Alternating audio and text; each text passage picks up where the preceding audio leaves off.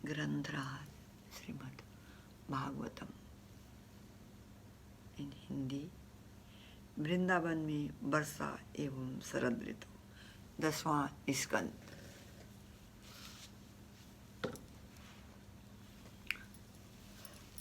क्षम्यता, मैं मंगलाचरण नहीं गा सकती, गला ठीक नहीं है। सर्दियों में ऐसा ही रहेगा।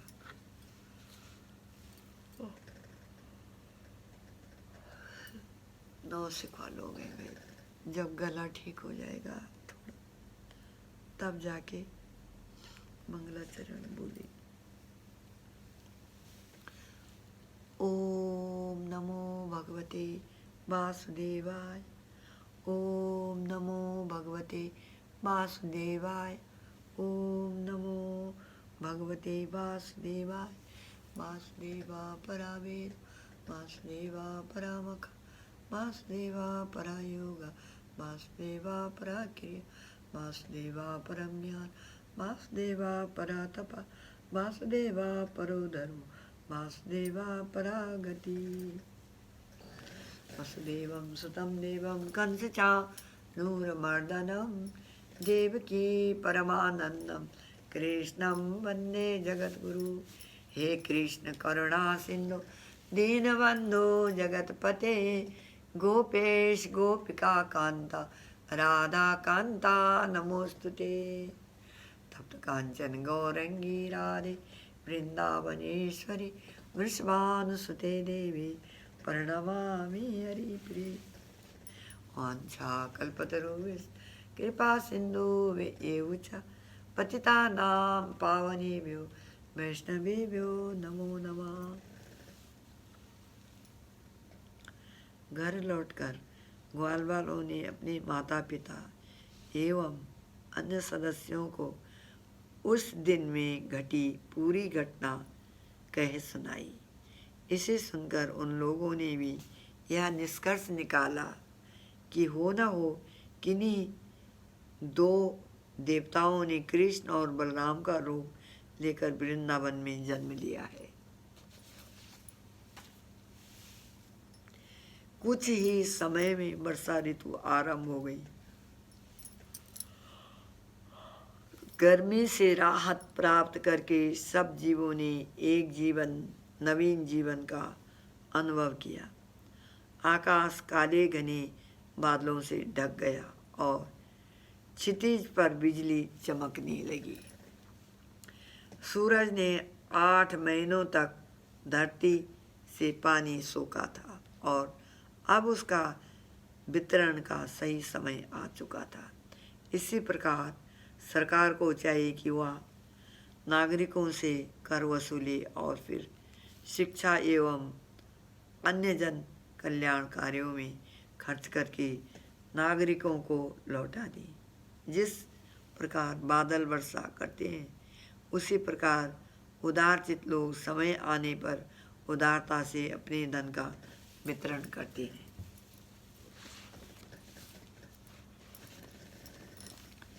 गर्मी के कारण धरती सूख चुकी थी, परंतु मानसून आते ही वह पुनः हरी भरी हो उठी। इसकी तुलना उस व्यक्ति से की जाती है जो घोर तपस्या करने के कारण दुर्बल क्षणिकाय हो जाता है, परंतु उस तपस्या का फल प्राप्त होते ही वह फिर से फलने फूलने लगता है। वर्षा ऋतु में रात्रि समय बादलों के कारण सितारे और चंद्रमा दिखाई नहीं देते और उस समय जुगनुओं का प्रकाश ही प्रमुख दिखता है। इसी प्रकार कलयुग के अज्ञानता रूपी बादलों के पीछे वैदिक सिद्धांत छिप गए हैं और ढोंगी गुरु बाबा तथा नास्तिकवादी लोग ही धर्म नेता बन बैठे हैं। जैसे ही मेंढक आकाश में बादलों की गड़गड़ाहट सुनते हैं, वे अपना दीर्घकालीन मौन तोड़कर टर करने लगते हैं। इसी प्रकार गुरुकुल में पढ़ने वाले ब्राह्मण छात्र चुपचाप अपने प्रातःकालीन कार्य करते हैं और बाद में शिक्षक के बुलाए जाने पर अपने पाठ पढ़ने लगते हैं। कलयुग में प्रत्येक व्यक्ति अज्ञानता की गोद में सो रहा है, परंतु जब कोई महान आचार्य आकर पुकार लगाता है तो लोग वेदों का अध्ययन करते हुए सच्चा ज्ञान प्राप्त करने लगते हैं। गर्मियों में अनेक जल स्रोत तथा छोटी नदियां सूख जाती हैं, परंतु वर्षा होते ही वे पानी से भर उठती है। इसी प्रकार सांसारिक भौतिक लोग सदैव सूखे रहते हैं, परंतु कई बार अचानक प्राप्त हुए ऐश्वर्य के कारण वे अच्छे घर, धन तथा परिवार के साथ फलते फूलते दिखाई देते हैं। खेती किसानों का जीवन है, इसलिए वर्षा ऋतु के आगमन पर वे प्रसन्न हो जाते हैं, जबकि शहरों में रहने वाले लोग अत्यधिक वर्षा होने पर परेशान हो जाते हैं। जिस प्रकार वर्षा के जल से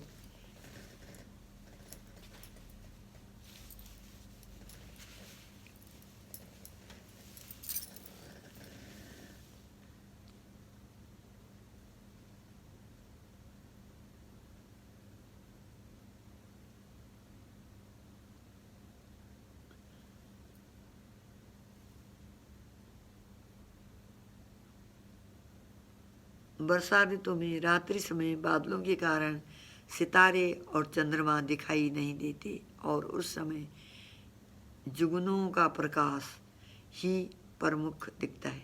इसी प्रकार कलयुग के अज्ञानता रूपी बादलों के पीछे वैदिक सिद्धांत छिप गए हैं और ढोंगी गुरु बाबा तथा नास्तिकवादी लोग ही धर्म नेता बन बैठे हैं।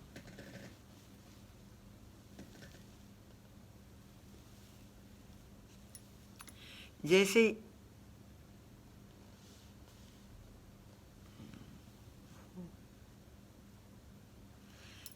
ही मेंढक आकाश में बादलों की गड़गड़ाहट सुनते हैं, वे अपना दीर्घकालीन मौन तोड़कर टट्टर करने लगते हैं। इसी प्रकार गुरुकुल में पढ़ने वाले ब्राह्मण छात्र चुपचाप अपने प्रातःकालीन कार्य करते हैं और बाद में शिक्षक के बुलाए जाने पर अपने पाठ पढ़ने लगते हैं। कलयुग में प्रत्येक व्यक्ति अज्ञानता की गोद में सो रहा है, परंतु जब कोई महान आचार्य आकर पुकार लगाता है तो लोग वेदों के अध्ययन करते हुए सच्चा ज्ञान प्राप्त करने लगते हैं। गर्मियों में अनेक जल स्रोत तथा छोटी नदियां सूख जाती हैं, परंतु वर्षा होते ही वे पानी में भर उठती हैं। इसी प्रकार सांसारिक भौतिक लोग सदैव सूखे रहते हैं, परंतु कई बार अचानक प्राप्त हुए ऐश्वर्य के कारण वे अच्छे घर, धन तथा परिवार के साथ फलते फूलते दिखाई देते हैं। खेती किसानों का जीवन है, इसलिए वर्षा ऋतु के आगमन पर वे प्रसन्न हो जाते हैं, जबकि शहरों में रहने वाले लोग अत्यधिक वर्षा होने पर परेशान हो जाते हैं। जिस प्रकार वर्षा के जल से धुलकर सब प्राणी एवं वनस्पतियाँ आकर्षक और सुंदर दिखने लगती हैं, उसी प्रकार भगवान की भक्ति में संलग्न होकर भक्त उज्जवल एवं आकर्षक बन जाते हैं। श्रील प्रभुपाद लिखते हैं, हमने अपने भक्तों के जीवन में प्रत्यक्ष इसे देखा है। इस्कॉन के भक्त बनने से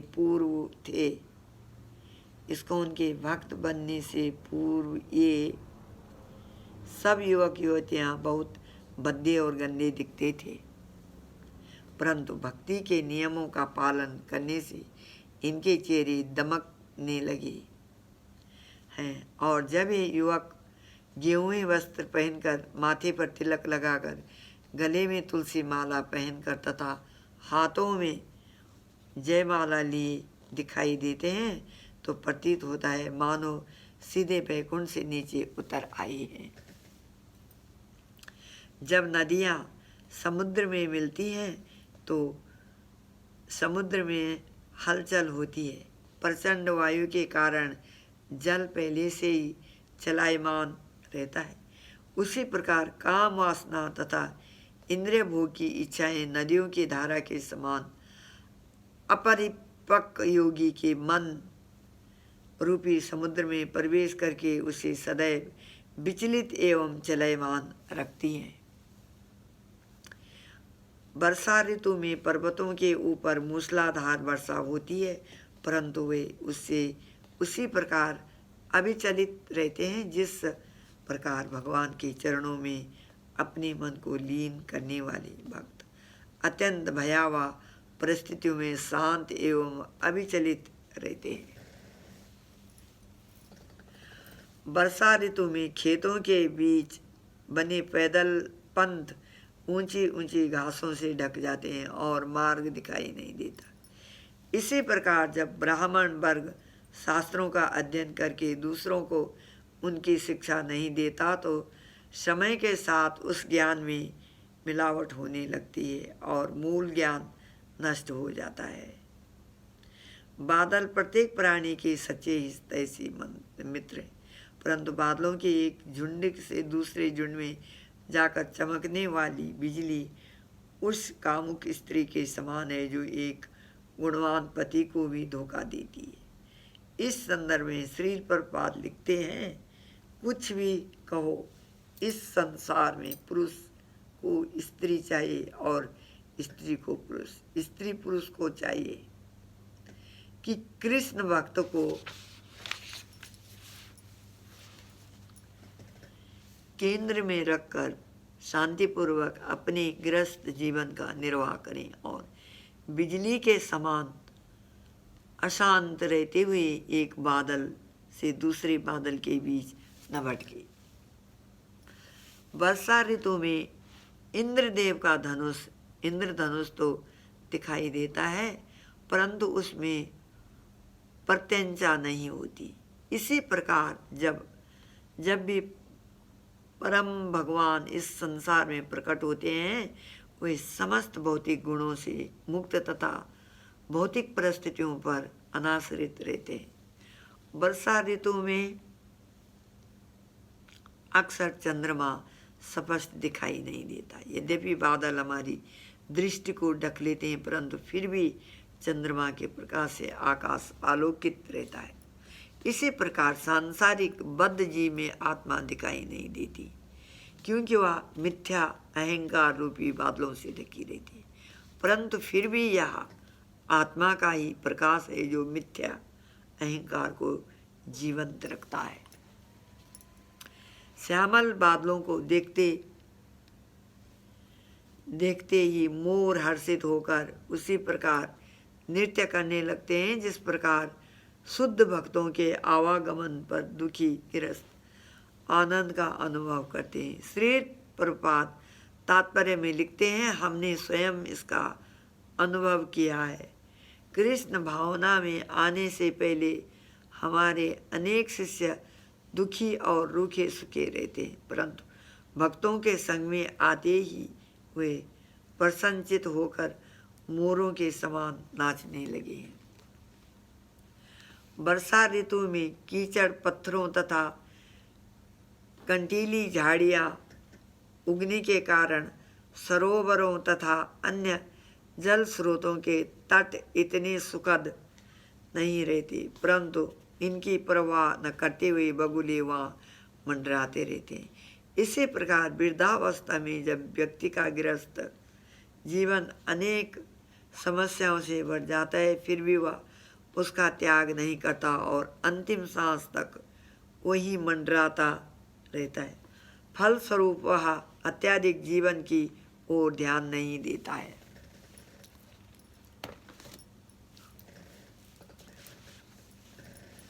जिस प्रकार अत्यधिक वर्षा होने से खेतों की मेड़ें टूट जाती है, उसी प्रकार कलयुग में नास्तिक लोग गलत सिद्धांतों के प्रचार द्वारा वैदिक शास्त्रों द्वारा बनाए गए नियम रूपी मेड़ों को तोड़ देते हैं। जब वृंदावन में खजूर और जामुन के वृक्ष फलों से लद गए तो भगवान कृष्ण और बलराम अपने ग्वाल मित्रों तथा गायों के साथ उनका आनंद लेने वहाँ गए। दूध से भरे थनों के कारण गायें बहुत धीरे चल रही थी, परंतु जब कृष्ण और बलराम ने उन्हें पुकार लगाई तो वे तेज गति से दौड़ने लगी। इसने बस उनके थनों से दूध बहने लगा। भगवान ने वन में आदिवासी लड़कियों, मीठा गोंद निश्चित करने वाले वृक्षों तथा गोवर्धन पर्वत से बह रहे अनेक झरनों को देखा।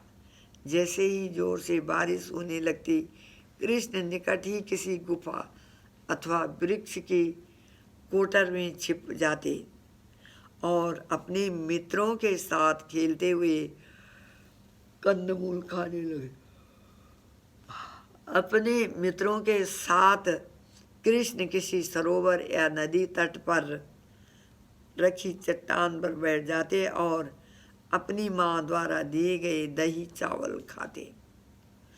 भगवान कृष्ण अपने सामने ही घास चर रही गायों, बैलों और बछड़ों को देखने लगी, जो पूर्णतः संतुष्ट होने के कारण आंखें बंद करके विचरण कर रहे थे। वृंदावन में वर्षा ऋतु की सुंदरता तथा ऐश्वर्य को देखते हुए कृष्ण ने उस ऋतु को प्रणाम किया। यद्यपि वह सब उन्हीं की अंतरंगा शक्ति का विस्तार था। वर्षा ऋतु समाप्त हुई और शरद ऋतु आ पहुंची। आसमान साफ हो गया, जल स्वच्छ तथा वायु की गति मंद हो गई। इसी प्रकार जब भक्ति मार्ग से पतित योगी पुनः भक्ति मार्ग को स्वीकार करता है तो उसका मन स्वच्छ एवं पवित्र हो जाता है। वर्षा के दौरान पशुओं को एक ही छप्पर के नीचे भीड़ में रखना पड़ता है, परंतु शरद ऋतु आते ही वे पुनः मुक्त रूप से विचरण करने लगते हैं। शरद ऋतु में नदियों एवं सरोवरों का कीचड़ भी साफ हो जाता है।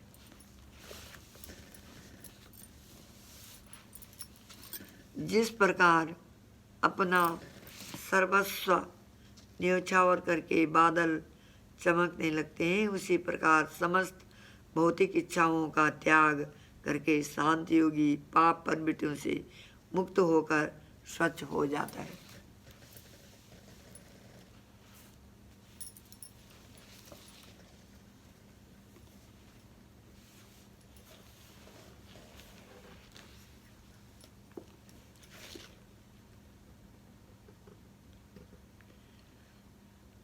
कई बार पर्वतों से जल धाराएं बहती हैं।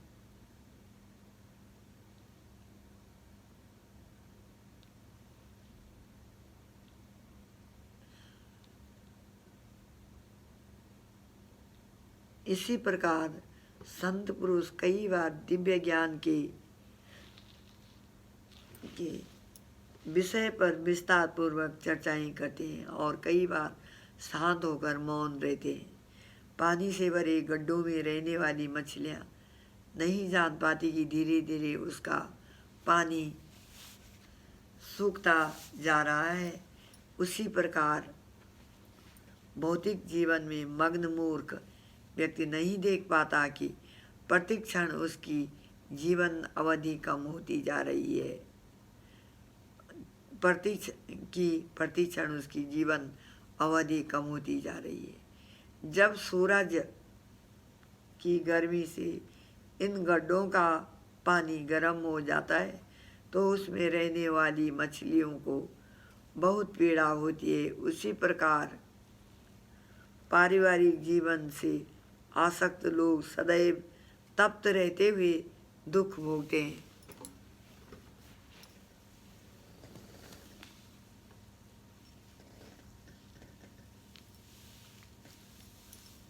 वर्षा की आशा न देखते हुए किसान खेतों में जमा पानी को बचाए रखने के लिए मेंढ बनाते हैं, उसी प्रकार आत्मज्ञानी व्यक्ति अपनी इंद्रियों को नियंत्रित करके अपनी शक्ति को बचा कर रखता है। जिस प्रकार शरद ऋतु में रात का चंद्रमा लोगों को सूर्य की गर्मी से राहत देता है, उसी प्रकार सच्चा ज्ञान स्वयं को शरीर मानने से उत्पन्न हुई तप्त पीड़ा से व्यक्ति को राहत देता है। और उसी प्रकार भगवान मुकुंद अपने विरह में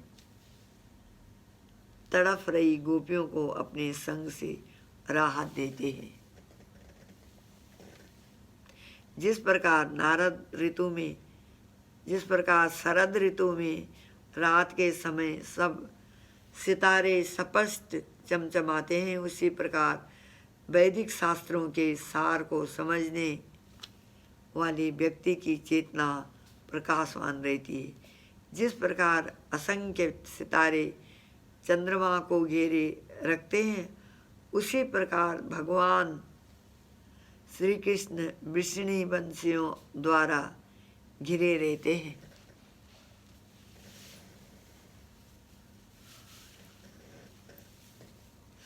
शरद ऋतु के प्रभाव से सब गायें, हिरण, स्त्रियां और मादा पक्षियां संतानोत्पत्ति के लिए तैयार हो गई और वे मैथुन सुख के लिए अपने अपने साथियों को खोजने लगी। जिस प्रकार उचित समय आने पर ये सब स्त्रियां एवं मादा प्राणी गर्भ धारण करते हैं, उसी प्रकार भगवान की भक्ति में संलग्न भक्त समय आने पर उसके सद्फलों को प्राप्त करता है। शरद ऋतु में जब सूर्योदय होता है तो समय रात में खिलने वाली कुमुदिनियों को जोड़कर कमल पुष्प प्रसन्न हो जाते हैं। उसी प्रकार शतक राजा के प्रशासन में चोरों को छोड़कर सारी प्रजा निर्भय हो जाती है। इस ऋतु में सारे नगरों और गांवों में बड़े बड़े उत्सव मनाए गए और नई फसल के पहले अन्न को पकाया गया। धरती लहलहाती फसलों और श्री कृष्ण एवं बलराम की उपस्थिति के कारण भव्य एवं कांति युक्त हो गई। वर्षा के कारण व्यापारी वर्ग, ऋषि और प्रशासकों की गतिविधियां थम गई थी, परंतु शरद ऋतु के आते ही वे अपने लक्ष्य को प्राप्त करने हेतु भ्रमण करना आरंभ कर देते हैं। इसी प्रकार अपने वर्तमान शरीर में रहते हुए आत्मज्ञान प्राप्त करने वाले योगी उचित समय के आने पर अपनी देह त्याग कर वैकुंठ में अपना शाश्वत रूप प्राप्त करते हैं।